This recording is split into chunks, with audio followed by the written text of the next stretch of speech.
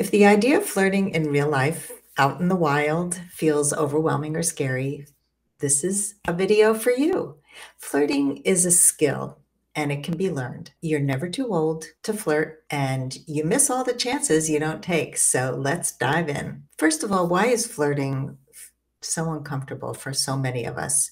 Well, if you're like me, you probably grew up thinking that flirting was awkward because it was about being fake or manipulative, or it was about making sexual overtures that you may or may not want to follow through on. Does that sound familiar? Let me know.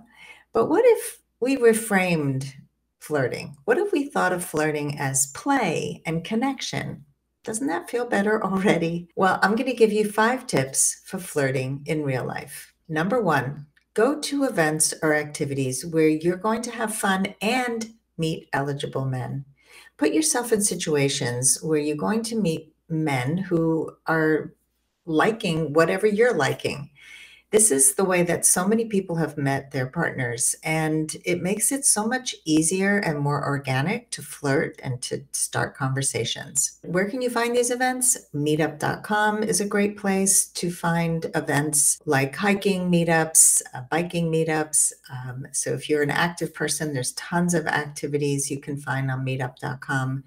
Also, going to lectures, going to book clubs, anything where there might be men, or being on the board of an organization that you are totally passionate about. Number 2, make eye contact and smile. Sounds simple, but most people do not look up from their phones and make eye contact. And I recently heard a story about 2 situations. One is a woman is looking for directions. She looks up from her phone. She asks a man for directions. They get to know each other. They end up getting married. Scenario number 2, she does not look up from her phone. She goes on Google Maps or Apple Maps or Waze, and she finds where she needs to go and never even sees that handsome man who was standing right there. So smile, say hello. You would be surprised how easy it is and how effective it can be. Number 3, pay him a compliment or 2 or 3. Compliment something simple like how his eyes match his shirt or his cool shoes. A lot of people wear really cool sneakers. His bald head, that you like men who are bald, or his facial hair, whatever. It creates an instant connection, and especially if they're wearing something of interest. And that's why I also encourage you to wear something of interest. If you have a really cool shirt, I have this shirt that looks like it's a piece of art, and I get comments all the time. It just opens a conversation. Cool earrings, great conversation starter. Number 4, find something that you have in common and talk about it. So you're going to look for commonalities. You both like seltzer, hiking, reading. Maybe you both like a certain show, or you ask him, does he have any shows he recommends? I did that in an online dating conversation the other day and talked about a show I was watching on Netflix and asked him what he's watching.